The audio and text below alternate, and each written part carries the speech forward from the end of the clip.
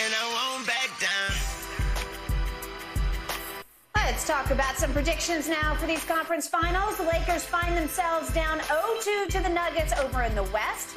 Game 3, though, shifting to L.A. The Lakers 6-point home favorites, according to Fox Bet Sportsbook.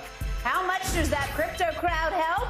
Shannon, who do you think wins Game 3? I'm going Lakers, and I think they do it convincingly, Skip. I think they're going to really put some pressure. Look, they know what they need to do, but the question is, are they willing to do it consistent? I mean, because sometimes, Skip, you get seduced like, oh, man, we can shoot threes, and we're going to let it fly. We're going to let it fly. Why? When you can attack the rim. They can't keep you from out the paint. They can't. Not one time has someone blocked AD's shot in the lane. You just missed it. LeBron get into the lane at will. I mean, he drives like 15 times. He's like, but yeah, I'm tired of driving. I want to shoot a couple of threes. Yeah. If LeBron, Skip, even if he was shooting 32%, I was like, okay, get your couple. Bro, in this series, he got to be shooting like 20%. If that, he might be in the teens. 23. Okay. Yeah. Yeah, that ain't good. So I think the crowd, there will be electric, but that's only going to get you so far. Yep. At the end of the day, you're going to have to out-execute him. You're going to not turn the ball over. You get this lead, you're going to have to, bury him. And, guys, I don't know why AD had to sit for 2 minutes in the fourth quarter. Jamal Murray played the entire second half. And that's what your stars need to match what their stars are doing. Do you believe AD asked to sit, or was he told to sit? AD, you can't tell me to sit. Okay. Not in a situation like that. I'm not coming out. Yeah. The time is too valuable. We had already started to lose momentum. We had an 11-point lead, as you mentioned, under 7 minutes in the third. Now we only got a 3-point lead to start the fourth. Yeah. So clearly they had gained momentum. The last thing I want them to do is to start the fourth with momentum. Yeah. So no, I'm going to be in the ball game. And so with that being said, I'm going to take LeBron in that situation that he's going to do what he needs to do. He said, I think we'll improve from game 1 to game 2. And we do the same thing game 2 and 3. We put ourselves in position to win. Okay. I think they win. Okay, so they are now 6-point favorites at home while they've been on the road at Denver, 6.5-point dogs. I think it was 5.5 yesterday, right? I guess it probably dropped maybe the first game. I think it was 6.5, and then I think yesterday was 5.5. Okay. Now you're -6 at home, and I'm with that. That's about what should happen in this game. You should win by at least 6. As you just said in our previous topic, they have to win this game. Yeah. Okay. Yeah, do it now. So how do I boil this down? I don't want to heap any more pressure on a man who's 38 years of age in the 20th year of his professional life. But to me, tomorrow night is all about LeBron. You know why? I've just arrived at the conclusion you can't trust Anthony Davis to give you a monster game right on schedule when you need it. Right. You know why? Game 3, you know to skip 1-3. 1-3, skip, you know to do it. Right. That third game now. I'm talking about do I trust he will be the reason that you win by more than 6 points tomorrow night? I don't trust it. Right. Shannon, he doesn't have fire in belly. He wasn't born with it. I don't know. He doesn't have that thing. That consistent that high motor. He has to kind of trick himself into it, and it's just who he is and who he is not. So I got you every other game, but you're going to need, because Denver's going to come in loose and cool. This is a free shot for them, especially in this game, where they can just come in. They can let it fly because they're up 2-0, and everybody is going to Everybody expecting the Lakers to win. Absolutely. And so you know what Michael Chip on Shoulder Malone, I get no respect. He's the Rodney Dangerfield of coaches. You know what he's going to do? Yes. He's going to be in there right before the game saying, nobody out there thinks you're going to win this game. And they're going to say, okay, watch this. And they play pretty well when they don't get any respect. Mm-hmm. It's been their calling card, their mantra, their driving force of the whole year is, we're the 1 seed, and everybody treats us like we're the 7th seed, right? Okay, well, that's true. That's what they are. And Michael Malone keeps referring to Denver, a city you know very well because you played there, as a dusty old cow town. That dusty old cow town with those dusty old nuggets in it, right? Okay, so that's what you're up against, is they're going to come out with some anger. They're going to say, because would they love to bury you tomorrow night? Oh, yeah. Would that gain them some national recognition and make them a national narrative for the first time? Yep. Yes, it would. Yeah. Look, Shannon, if they win this game, let's say they win convincingly like they did when I least expected it. Remember what they did to Phoenix? Yes. In that pivotal game six, when I thought all you got to do, because Chris Paul's about ready to come back, just get it back to Denver. Right. And they got blown off the court at home. Well, Denver's capable of doing that. Oh, absolutely. Yeah, especially if they start raining threes on you. With those two yoke. And especially if you get Michael Porter Jr. going, and if you get KCP, ex-Laker, going in a building that he's very comfortable in going in, and if you get Bruce Brown going coast to coast 3 or 4 times on you, okay, that's how they do it.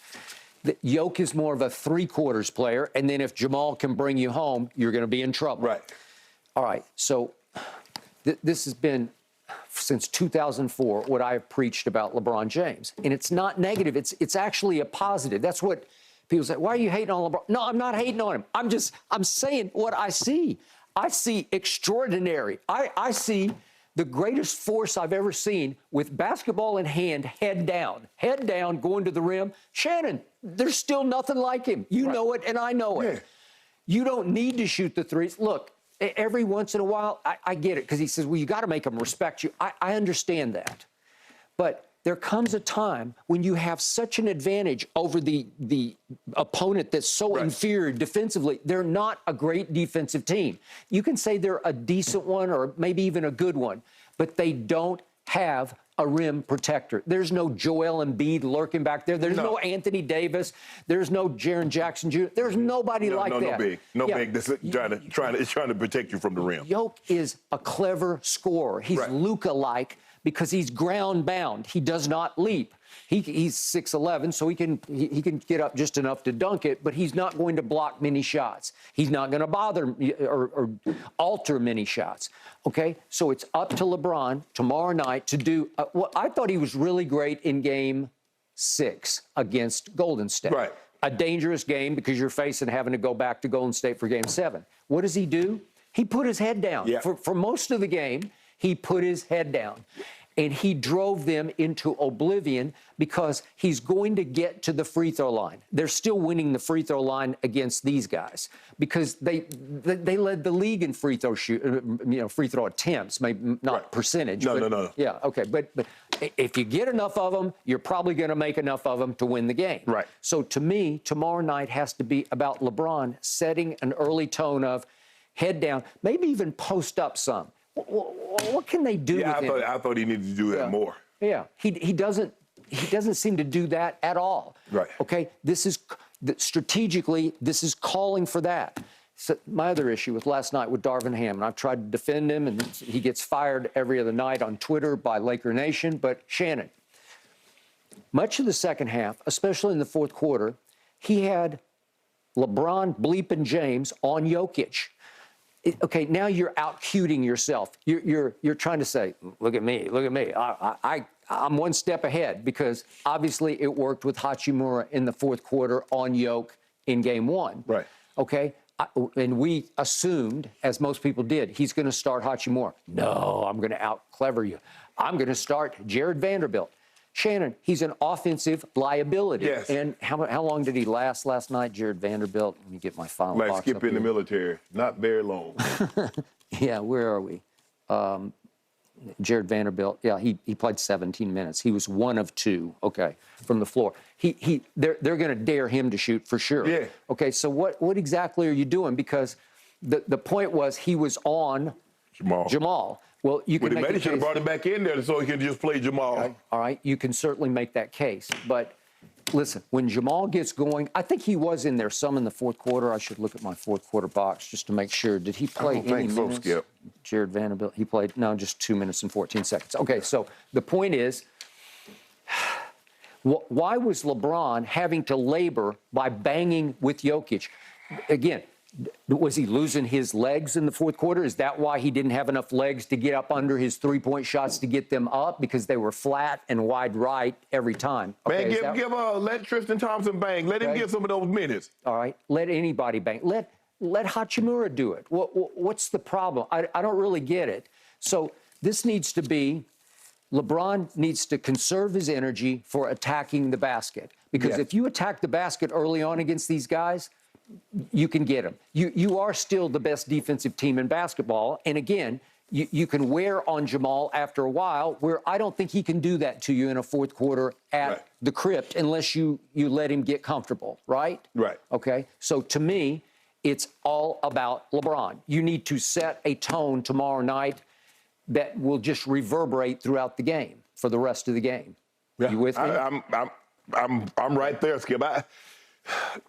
Nobody gets more frustrated than me because everybody knows what I think about LeBron, but he's shooting too many threes. It's really that simple. Yeah. It's not, Skip, I'm not interrupting a normal scheduled program. I'm not breaking news. Everybody sees it.